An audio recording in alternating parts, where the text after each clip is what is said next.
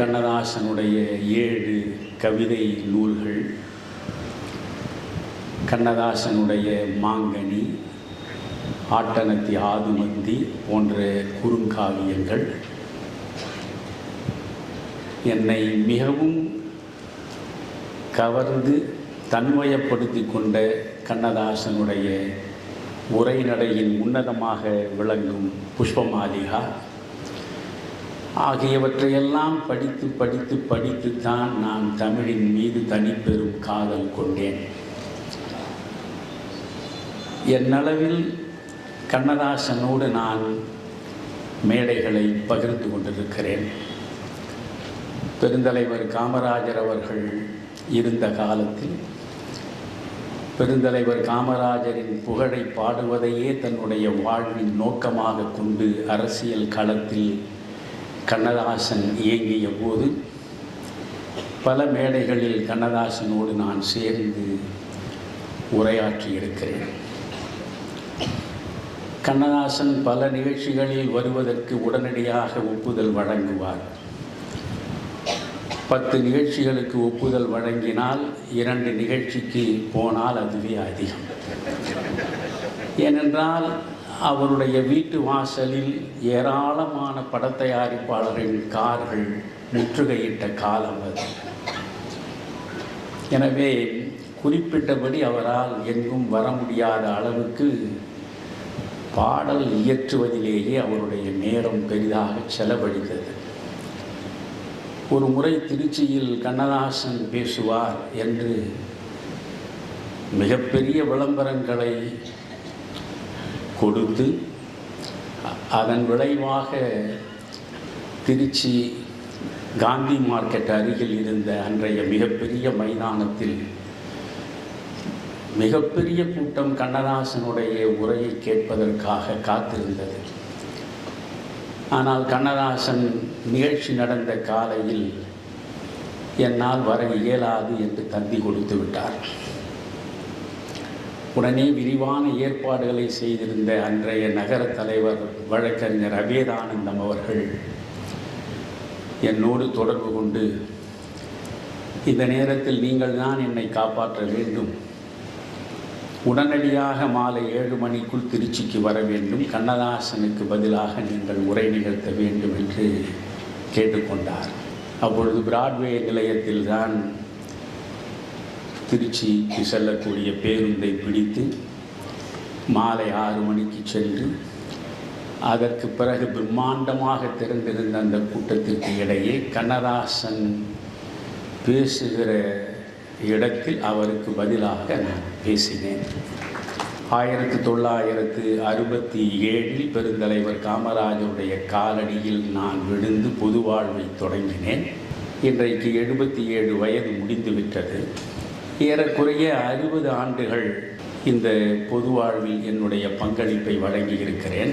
60 ஆண்டுகள் உலகம் முழுவதும் உள்ள தமிழரிடையே உரை நிகழ்த்தியிருக்கிறேன். நான் ஒரு கூட்டத்தில் கூட சொன்னேன், அமெரிக்காவிலோ ஆஸ்திரேலியாவிலோ வேறு எந்த நாட்டிலோ சங்க இலக்கியங்களை பற்றி பேசுவது என்றால் ஒரு 500 பேர் கூடுவார்கள். பாரதியை பற்றி பேசுவது என்றால் ஒரு 1000 பேர் கூடுவார்கள். கண்ணதாசனை பற்றி பேசினால் அரங்கமே கொள்ளாமல் 5000க்கு மேற்பட்டவர்கள் கூடுவார்கள். எந்த இடத்திற்கு நீங்கள் சென்றாலும் வாகனத்தில் ஏறி உட்கார்ந்த உடனே அவர்கள் கண்ணதாசனுடைய பாடல்களை போடுவார்கள். உலகம் முழுவதும் இருக்கக்கூடிய தமிழரிடையே கண்ணதாசன் அந்த அளவுக்கு வியாபித்திருக்கிறார். ஒவ்வொருவனுடைய இரத்த அணுக்களிலும் கண்ணதாசன் ஊறி கிடக்கிறார். அதற்கு காரணம் வேறொன்றும் இல்லை, ஒவ்வொருவனுடைய வாழ்க்கை அனுபவத்தையும் கண்ணதாசன் பாடல்களின் மூலமாக பார்க்க முடிகிறது. ஆங்கிலத்தில் லிரிக் என்று சொல்லுவார்கள், தன்னுணர்ச்சி பாடல்கள். அந்த தன்னுணர்ச்சி பாடல்களை ஆங்கில இலக்கியத்தில் மிக அற்புதமாக கொண்டு வந்து கொடுத்தவர்கள் கீட்ஸும் ஷெல்லியும். தமிழில் தன்னுணர்ச்சி பாடலுக்கு மிகச்சிறந்த வடிவத்தை கொடுத்தவன் பாரதி, பிறகு பாரதிதாசன். ஆனால் ஏறக்குறைய கண்ணதாசனுடைய கவிதைகளில் 90 விழுக்காடு தன்னுணர்ச்சி பாடல்கள் தான். அவற்றை பற்றியெல்லாம் விரிவாக நான் இப்பொழுது இங்கே பேச முடியாது. நான் பல இடங்களில் கண்ணதாசனை பேசுகிறேன் என்று சொல்லுகிற பொழுது கண்ணதாசனின் சினிமா பாடல்களில் ஒன்றை கூட தொடாமல் கண்ணதாசனுடைய 7 கவிதை நூல்களில் இருக்கக்கூடிய அவனுடைய கவிதைகளை மட்டுமே தமிழ் மக்களிடம் கொண்டு சேர்க்க வேண்டும் என்ற நினைப்பும் முனைப்பும் கொண்டு நான் பேசுவேன். அவ்வளவு பெரிய ஆளுமை. பாரதியை ஒருவன் புரிந்து கொள்ள வேண்டும் என்றால் மகாகவி பாரதியார் கவிதைகள் என்கிற புத்தகத்தை வைத்துக்கொண்டு அந்த கவிதைகளை மட்டும் படித்து முடித்துவிட்டு நான் பாரதியை முற்றாக அறிவேன் என்று சொன்னால் அது பொய்.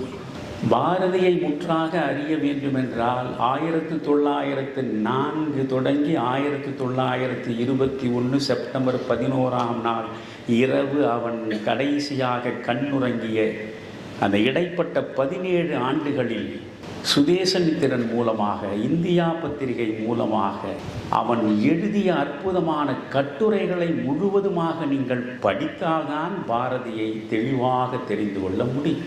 எனவே பாரதி என்கிற நாணயத்தின் ஒரு பக்கம் கவிதை, இன்னொரு பக்கம் கட்டுரை. கண்ணதாசனும் அப்படித்தான். திரும்ப திரும்ப கண்ணதாசனை பற்றி பேசுவது என்று மேடை போட்டு கண்ணதாசனின் சில குறிப்பிட்ட சினிமா பாடல்களை மட்டுமே சொல்லி சொல்லி சொல்லி கண்ணதாசனே ஒரு சினிமா பாடலாசிரியராகவே இனம் காட்டுவது கொடுமையிலும் கொடுமை. கண்ணதாசனுடைய மொழி ஆளுமை, கண்ணதாசனுடைய உரை நடை. ஒரு கலீல் ஜிப்ரானுடைய ப்ராஃபட்டை படித்தால் உங்களுக்கு என்ன உணர்வு வருமோ அந்த உணர்வு கண்ணதாசனுடைய உரை நடையில். கண்ணதாசனை பொறுத்தவரையில் அவன் அனுபவ மேதை. அவனே சொல்கிறான், நான் ஓர் அறிவியல் மேதை இல்லை, நான் அனுபவ மேதை. என்னுடைய அனுபவத்தில் விளைந்த விளைச்சலைத்தான் நான் இந்த தமிழ் கூறும் நல்லுலகத்திற்கு விருந்தாக படைத்திருக்கிறேன். அனுபவம் என்பதுதான் முக்கியம். மோசமான அனுபவங்களிலிருந்து எல்லா விதமான அனுபவங்களையும் 54 வயதுக்குள்ளேயே சேகரித்து விட்டு சென்றவன் அவன். தன்னுடைய அனுபவங்களை பற்றி சொல்லுகிற பொழுது, ஆற்றிலும் குளித்தேன், சேற்றிலும் குளித்தேன், காற்றிலும் நடந்தேன், கல்லிலும் நடந்தேன், ஊற்று புனலில் ஒளியினை கண்டேன், மாற்று பொன்னில் மாசினை பார்த்தேன், பார்த்தது கோடி, பட்டது கோடி, சேர்த்தது என்ன சிறந்த அனுபவம். ஆக அனுபவங்களை சேர்த்து அந்த அனுபவங்களை அவன் நமக்கு பாடலாக படைத்துவிட்டு சென்றான். மற்ற பாடலாசிரியர்களுக்கும் கண்ணதாசனுக்கும் என்ன வேறுபாடு? உடுமலை நாராயண கவியை பற்றி இன்றைக்கு எங்காவது நாம் மேடை போட்டு பேசிக் கொண்டிருக்கிறோமா? 1950களில் வந்த திரைப்படங்களிலேயே மிக அதிகமான படங்களுக்கு பாடல் எழுதியவர் மருதகாசி. பல அற்புதமான பாடல்களை மருதகாசி எழுதியிருக்கிறார். மருதகாசியை பற்றி நாம் பேசிக் கொண்டிருக்கிறோமா? தஞ்சை ராமையதாசை பற்றி பேசிக் கொண்டிருக்கிறோமா? வரிசையாக கண்ணதாசனுக்கு முன்பே இருந்தவர்கள் பட்டுக்கோட்டை வரை பொது உடைமை இயக்க மேடைகளிலாவது பட்டுக்கோட்டையில் சில பாடல்களை சொல்லுவார்கள். ஆனால் எல்லோருமே கண்ணதாசன் கண்ணதாசன் கண்ணதாசன் என்று பைத்தியம் பிடித்து அலைகிறோமே ஏன்? அதுதான் கண்ணதாசனுடைய அனுபவத்தில் வந்து விழுந்த அத்தனை பாடல்களிலும் நம் முகத்தை நம்மாலே பார்க்க முடிகிறது. சிப்பி பாலசுப்ரமணியம் அற்புதமான கவிஞர், இப்பொழுதும் பொள்ளாச்சியில் இருக்கிறார். அவர் ரொம்ப அழகாக கண்ணதாசன் மறைந்த பிறகு எழுதினார். ஆடவும் உன் பாட்டுத்தான், பாடவும் உன் பாட்டுத்தான், அழுதிடவும் உன் பாட்டுத்தான், வீடு வரை உன் பாட்டுத்தான், ஏன் காடு வரை கூட உன் பாட்டுத்தான்.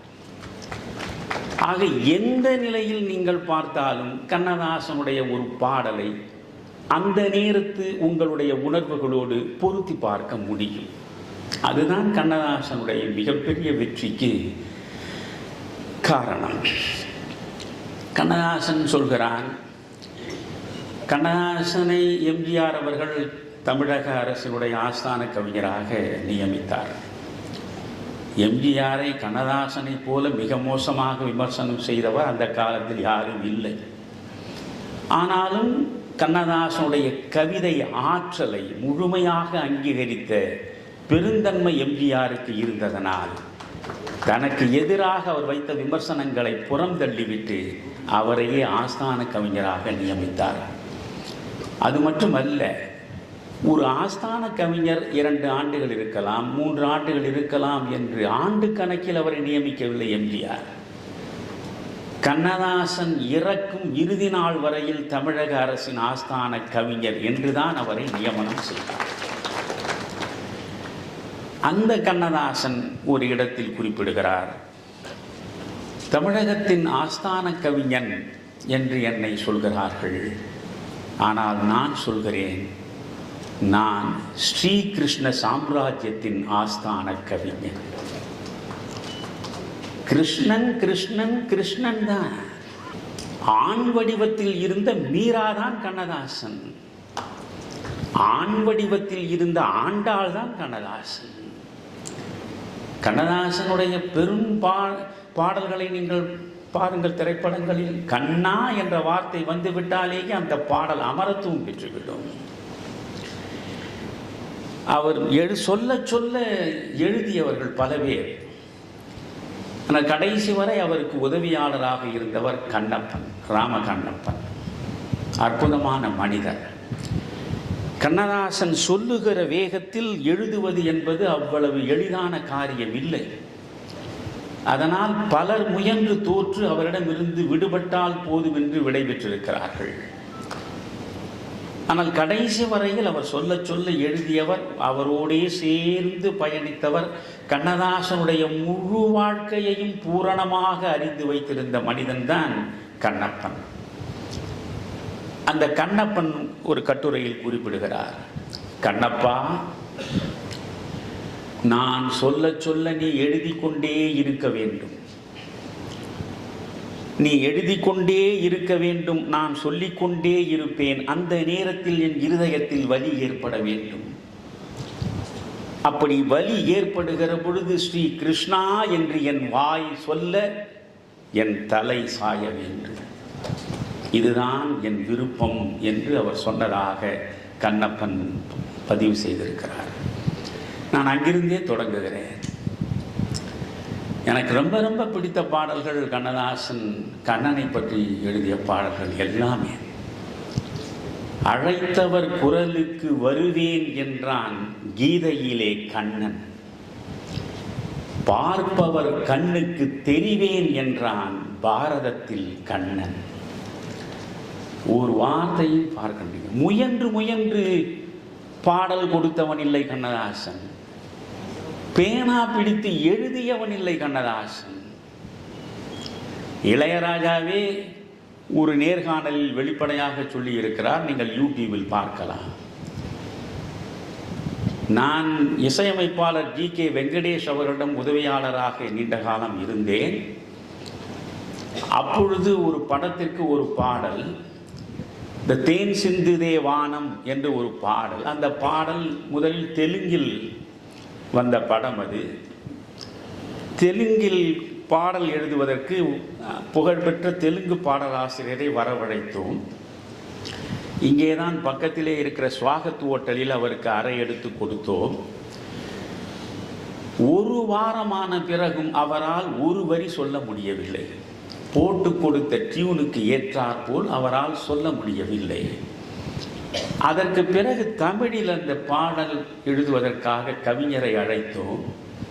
கவிஞர் வந்தார், உட்கார்ந்தார், காட்சி அமைப்பை சொன்னோம். ஒரு சிகரெட்டை வாயில் எடுத்து புகைத்தார். பிறகு எச்சிலை அப்படி துப்பினார். மீண்டும் சொல்லுங்கள் என்றார். தேன் தாத்தா என்றவர்கள் தத்தகாரத்தை சொன்ன உடனே தேன் சிந்து தேவானம். அப்படி அந்த தத்தகாரத்தில் ஒவ்வொன்றாக சொல்ல சொல்ல தேன் சிந்து தேவானம் என்ற பாடலை 5 நிமிடத்தில் எழுதி கொடுத்து விட்டு போய்விட்டார். ஆக கண்ணதாசனிடம் வார்த்தைகள் இயல்பாக வந்து விழுந்தன. ஷெல்லியை பற்றி சொல்லும் போது ஆங்கில திறனாய்வாளர்கள் சொல்லுவார்கள், Shelley exhaled fragrance, Shelley exhaled lyrics as a flower exhales fragrance என்று. ஒரு பூ எப்படி வாசனையை இயல்பாக வைத்திருக்கிறதோ அதுபோல் ஷெல்லியிடம் அந்த லிரிக், அந்த கவிதை இயல்பாகவே வெளிப்பட்டது என்று சொல்வது போல கண்ணதாசனிடம் இயல்பாக வெளிப்பட்டது. அவர் சொல்லுகிற வேகத்தில் பாடல் எழுதுவது ரொம்ப சிரமம். இப்பொழுது இந்த பாடலை பாருங்கள். அழைத்தவர் குரலுக்கு வருவேன் என்றான் கீதையிலே கண்ணன், பார்த்தவர் கண்ணுக்கு தெரிவேன் என்றான் பாரதத்தில் கண்ணன். காற்றடித்தால் அவன் வீடாவான், கடுமழையில் அவன் குடையாவான், ஆற்றாது அழுதால் அழுத கண்ணீரை அங்கே துடைக்கும் கையாவான். சிறையினிலேதான் அவன் பிறந்தான், மழையினிலே பிறர் இன்னொரு மனை புகுந்தான். உறவறியாத குழந்தைகளுக்கெல்லாம் உறவினனாக அவன் வருவான். அடையா கதவு அவன் வீடு, அஞ்சேல் என்பது அவன் ஏடு. அடைக்கலம் தருவான், நடப்பது நடக்கும், அமைதியோடு நீ நடமாடு. அந்த பாடலை நீங்கள் சீர்காழியினுடைய குரலில் கேட்க வேண்டும். இப்போ சேகராய் தான் சொன்னார், கண்ணதாசனுடைய பாடல்கள் அமரத்துவம் பெற்றது கண்ணதாசனுடைய எழுத்துக்களினால் மட்டும் அல்ல, அந்த பாடலுக்கு அற்புதமான இசையை அன்றைக்கு கொடுத்த விஸ்வநாதன் ராமமூர்த்தி, பிறகு விஸ்வநாதன், கேவி மகாதேவன் உட்பட அத்தனை இசையமைப்பாளர்களுக்கும் எப்படி பாடியிருக்கிறார். நான் சொல்லக்கூடிய இந்த பாடல்கள் அனைத்தையுமே தயவு செய்து நீங்கள் யூடியூபில் போய் அடிக்கடி பாருங்கள். இந்த பாடலை சீர்காழி பாடுவார். சீர்காழிக்கு ஒரு கணீர் என்ற குரல். அழைத்தவர் குரலுக்கு வருவேன் என்றான் கீதையிலே கண்ணன், பார்ப்பவர் கண்ணுக்கு தெரிவேன் என்றான் பாரதத்தில் கண்ணன். அந்த பாடலை முழுமையாக நீங்கள் சீர்காழியின் குரலில் கேட்டு பார்த்தால்தான் உங்களுக்கு அதனுடைய அருமை தெரியும். அதே போல கண்ணனை பற்றி எழுதிய பாடல்களிலேயே வானம்பாடி அவர் எடுத்த சொந்த படம். அந்த படத்தில் கேவி மகாதேவன் தான் இசை. கங்கை கரை தோட்டம் பாடலை நீங்கள் 100 முறை கேட்டாலும் சலிக்காது. அது ஜி.ஆர். நாதன். அவர் ஒரு அற்புதமான ஒளிப்பதிவாளர். அவர் இயக்குனராக இருந்தார் என்பதை விட ஒரு மிகச்சிறந்த ஒளிப்பதிவாளர். அவருடைய கேமரா கோணங்கள் அவ்வளவு அற்புதமாக இருக்கும். இந்த பாடலை நீங்கள் கேட்டு பாருங்கள். வானம்பாடியில் தேவிகா பாடுகிற மாதிரி வருகிற பாடல். கங்கை கரை தோட்டம், கன்னி பெண்கள் கூட்டம், கண்ணன் நடுவினிலே, காலையிளங்காற்று பாடி வரும் பாட்டு, எதிலும் அவன் குரலே.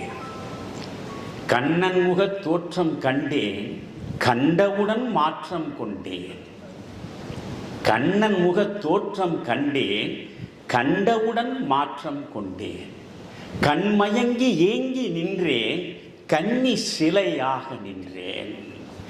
என்ன நினைத்தேனோ, தன்னை மறந்தேனோ, கண்ணீர் பெருகியதே. இது என்ன சாதாரண சினிமா பாடலா? கண்ணன் என்னை கண்டு கொண்டான், கையிரண்டில் அள்ளி கொண்டான், பொன்னழகு மேனி என்றான், பூச்சரங்கள் சூடித் தந்தான்.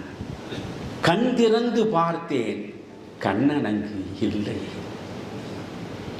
அன்று வந்த கண்ணன் இன்று வரவில்லை, என்றோ அவன் வருவான். கண்ணனுக்கு தந்த உள்ளம் இன்னொருவர் கொள்வதில்லை. கண்ணன் முகம் பார்த்த கண்கள் மன்னர் முகம் பார்ப்பதில்லை. கண்ணனுக்கு தந்த உள்ளம் இன்னொருவர் கொள்வதில்லை. என்ன அழகு! ஆண்டாளே பாடுவது போல இல்லையா? எல்லாமே எனக்கு கண்ணன் தான் என்று சொன்ன மீராவே சொல்வது போல் இல்லையா? மன்னன் முகம், கண்ணன் முகம் பார்த்த கண்கள் மன்னர் முகம் பார்ப்பதில்லை. கண்ணனுக்கு தந்த உள்ளம் இன்னொருவர் கொள்வதில்லை. கண்ணன் வரும் நாளில் கன்னி இருப்பேனோ, காற்றில் மறைவேனோ. அங்கு எவ்வளவு சோகம் இருக்கிறது. தான் நெஞ்சம் முழுவதும் நிறைத்து வைத்திருக்கக்கூடிய அந்த நாயகனை தன் வாழ்வின் இறுதி கட்டத்திலாவது பார்த்துவிட வேண்டும் என்று ஏங்கி தவிக்கிற ஒரு பெண், அப்படி பார்க்க முடியாத நிலையில் அவன் வருவதற்குள் நான் இறந்து விடுவேனோ, என் வாழ்க்கை முடிந்து விடுமோ என்று எண்ணுகிற நிலையில் அந்த இதயம் எப்படி கனக்கும்? அந்த கனத்தை, அந்த சோகத்தை, அந்த சுமையை கண்ணன் வரும் நாளில் கன்னி இருப்பேனோ, காற்றில் மறைவேனோ. அதுதான் கண்ணதாசன். இதுபோன்று கண்ணனை பற்றி எழுதிய பாடல்களை எல்லாம் ஏராளமாக சொல்லலாம். கண்ணதாசனை பொறுத்தவரையில் ஏதோ சினிமாவுக்கு பாட்டு எழுதினோம், பணம் சம்பாதித்தோம் என்ற நிலை இல்லை. முழுக்க முழுக்க இந்த சமூகத்தை நேசித்தவன். இந்த சமூக மக்களை நெஞ்சில் நிறுத்தித்தான் அவன் எழுத்தியாகம் நடத்தி இருக்கிறான். நீங்கள் கருப்பு பணம் என்று ஒரு படம், அது கண்ணதாசனே எடுத்த படம். அதாவது கண்ணதாசன் பாடி சம்பாதிப்பதை படம் எடுத்து வீணாக்குவார். அவருக்கு அப்படி ஒரு ஜாதகம் உண்டு. இந்த கருப்பு பணம், அது ரொம்ப காலமாக கருப்பு பணம் வருகிறது, கருப்பு பணம் வருகிறது என்ற பொழுது சினிமா உலகத்திலேயே பல பேர் அஞ்சு கிடந்தார்கள். எவனை இந்த மனிதன் சொல்ல போகிறான், யாருடைய கருப்பு பணத்தை இவன் வெளிப்படுத்த போகிறான் என்று. அது புலி வருகிறது புலி வருகிறது என்று சொல்லி கடைசியில் பூனையாகி போய்விட்டது. ஆனால் அதில் உள்ள பாடல்கள் அனைத்தும் அமரத்துவம் வாய்ந்தவை. அத்தனை பாடலும் அமரத்துவமான, எல்லார் ஈஸ்வரிக்கு மிகப்பெரிய வாழ்வு கொடுத்த படம் அது. ஆடவரெல்லாம் ஆடவரெல்லாம் அந்த பாடல் எல்லோரும் சொல்லுவார்கள். ஆனால் எனக்கு பிடித்தது அம்மம்மா கேளடி தோழி சொன்னாயா என்ற ஒரு செய்தி. அந்த பாட்டை முழுவதும் நீங்கள் அந்த படகில், அது பழைய ஜூ, சென்ட்ரல் ரயில்வே ஸ்டேஷனுக்கு பக்கத்தில் தான் அப்பொழுது ஜூ இருந்தது. அந்த ஜூவுக்குள்ளே தான் அந்த சின்ன ஒரு ஆறு மாதிரி இருக்கும், பக்கிங்காங் கால்வாய். அந்த கால்வாயில் படகு விடுவார்கள். நானெல்லாம் பள்ளிக்கூடத்தில் படிக்கிற பொழுது எக்ஸ்கர்ஷன் என்ற பெயரில் எங்களை அழைத்து கொண்டு போய் காட்டுவார்கள். அந்த பாடலின் அந்த அந்த காட்சி, அதுதான் ஜிஆர் நாதன் தான் அது டைரக்ஷனும். என்ன படப்பிடிப்பு, அந்த ஒளி அமைப்பு அற்புதத்தின் அற்புதம். அதில் உள்ள எல்லா பாடலுமே எனக்கு மிகவும் பிடிக்கும். அதில் கண்ணதாசன் நீங்கள் பாருங்கள், கண்ணதாசன் தோன்றி அவர் திரையில் பாடிய பாடல்கள் 3 தான் நினைக்கிறேன். இரத்த திலகத்தில் அவர் ஒரு பழைய கல்லூரி மாணவனாக நின்று கொண்டு பாடுகிற பாட்டில் ஒரு கோப்பையிலே என் குடியிருப்பு, ஒரு கோலமையில் என் துணை இருப்பு என்ற அந்த பாடல் பரவலாக எல்லாரிடமும் சென்று சேர்ந்த பாடல் அது. அந்த பாடலில் தான் அவர் சொன்னதை எல்லாரும் பேசுவார்கள். நான் காவிய தாயின் இளைய மகன், காதல் பெண்களின் பெருந்தலைவன், நான் பாமர ஜாதியில் தனி மனிதன், நான் படைப்பதனால் என் பேர் இறைவன்,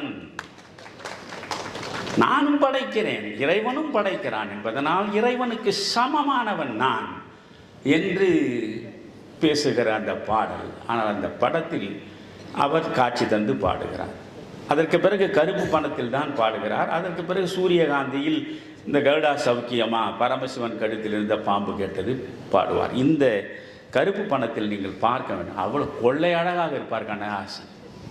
அவர் அந்த மேலங்கியை அணிந்து கொண்டு அவருடைய கண்ணாடியும் அந்த குழந்தைகளை கொஞ்சுவது போல் அவர் பாடம் நடத்துகிற இடத்தில் எல்லாரும் எல்லாமும் பெற வேண்டும். அதுதான் கண்ணதாசனுடைய ஆசை, ஒரு கவிஞனுடைய ஆசை. கவிஞன் என்பவன் யார்? சக மனிதர்களின் துக்கங்களை தீர்ப்பதற்காக எழுதுகோல் எடுக்க வேண்டும்.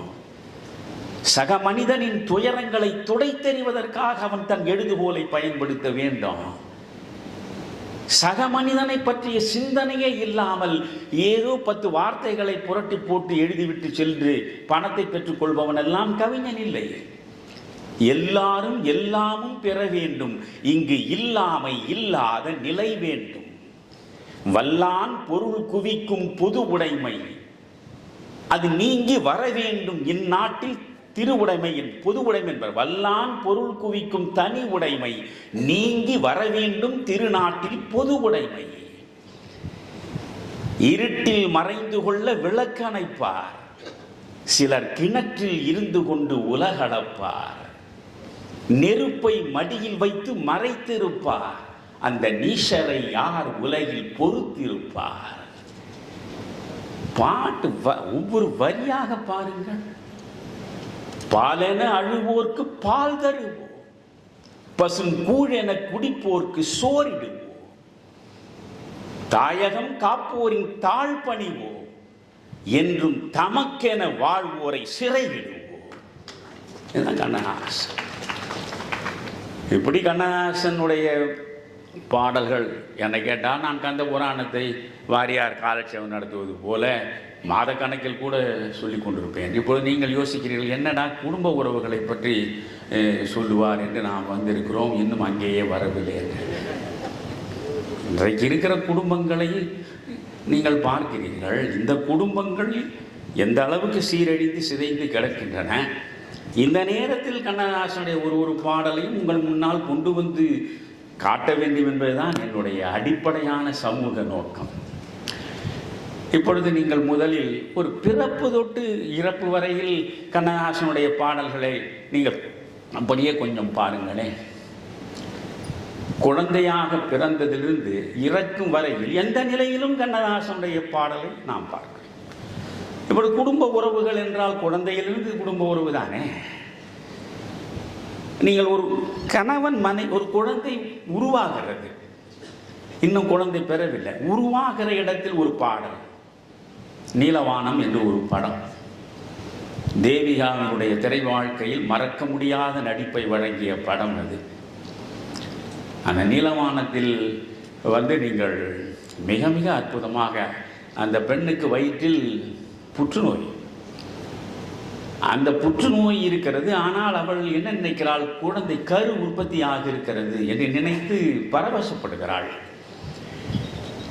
அவளுக்கு புற்றுநோய் என்பது தந்தைக்கு தெரியும், தாய்க்கு தெரியும், அவளை கரம் பிடித்த சிவாஜி கணேசன் கணவனுக்கு தெரியும். ஆனால் இவள் குழந்தையை சுமப்பதாக நினைத்து பரவசப்படுகிறாள். அவள் உண்மையை அறிந்து விட்டால் உடனடியாக உயிர் துறந்து விடுவாளே என்று அஞ்சி அவளுக்கு போலியாக ஒரு வளைகாப்பு நடத்துவார்கள். மங்கள மங்கையும் மாப்பிள்ளையும் அன்று கைகள் கலந்தாட, மஞ்சள் முகத்தினில் வெண்பிறை நெற்றியில் வேர்வை வழிந்தோட, சங்கோலி பொங்கிடும் பஞ்சனையில் ஒரு சம்பவம் உண்டாக, தாமரை கோவிலில் பிள்ளை வளர்ந்தான் மல்லிகை செண்டாக. யோசிங்க, யாரையா எழு சொல்லுங்க பார்க்கலாம். இப்போ இந்த ஒரு காட்சியை சொல்லி, ஐயா பாடலாசிரியர்களே எழுதுங்க. என்ன அழகு! மங்கள மங்கையும் மாப்பிள்ளையும் அன்று கைகள் கலந்தாட, மஞ்சள் முகத்தினில் வெண்பிறை நெற்றியில் வேர்வை வழிந்தோட, சங்கொலி பொங்கிடும் பஞ்சனையில் ஒரு சம்பவம் உண்டாக. என்ன சம்பவம் சொன்னான் அவன்? அதான் இடக்கரடக்கல் என்று இலக்கியம் பேசும். இன்றைக்கு பச்சை பச்சையாக கொச்சை கொச்சையாக எழுதுவதுதான் பாடலாசிரியருடைய வேலையாக மாறி இருக்கிறது. சங்கொலி பொங்கிடும் பஞ்சனையில் ஒரு சம்பவம் உண்டாக, தாமரை கோவிலில் பிள்ளை வளர்ந்தான் மல்லிகை செண்டாக. கோடை காலம் பிறக்கும் பிள்ளை குப்புற திரும்பி படுக்கும். கோடை காலம் பிறக்கும் பிள்ளை குப்புற திரும்பி படுக்கும், அம்மா என்று அது அழைக்கும். அந்த பாடல் அப்படி தொடர்ந்து போகும். அந்த பாடல் முழுவதும் கேட்கும் பொழுது ஒரு குழந்தையை பெறுகிற அந்த பேற்றில் மயங்கி கிடக்கின்ற அந்த தாய்மையை அப்படியே வெளிப்படுத்துகிற ஒரு அற்புதமான காட்சிக்கேற்ற பாடலை கொடுத்திருப்பார். சரி, குழந்தை பிறந்து கண்ணதாசனை போல் தாலாட்டு பாட்டு அன்று முதல் இன்று வரை யாரும் திரையில் எழுதவே இல்லை. அதற்கு நான் இவ்வளவு அழுத்தம் திருத்தமாக சொல்கிறேன் என்றால் காரணம் இருக்கிறது. பட்டுக்கோட்டை 1950களில் குறிப்பாக கல்யாண பரிசு படம் வந்து அத்தனை பாடல்களும் வெற்றி பெற்ற பிறகு அவருடைய கொடிதான் உயர பறந்தது. விறுவிறுப்பான அரசியல் நிகழ்வுகள் குறித்த ஆய்வுகள், நியாயங்களின் நிறம் மாறாத கூர்மையான விமர்சனங்கள், தீமைகளை சுட்டெரிக்கவும் நல்ல அரசியலை வளர்த்தெடுக்கவும் அறிவார்ந்த விவாதங்கள், இளைய தலைமுறையிடம் விழிப்புணர்வை ஊட்டும் விரிவான வரலாற்று விளக்கங்கள், கலை, இலக்கியம், ஆன்மீகம், பண்பாடுகளை படம் பிடித்து காட்டும் கருத்தோவியங்கள் வாரந்தோறும் உங்கள் தமிழருவி தர்பாரில் அணிவகுக்கும்.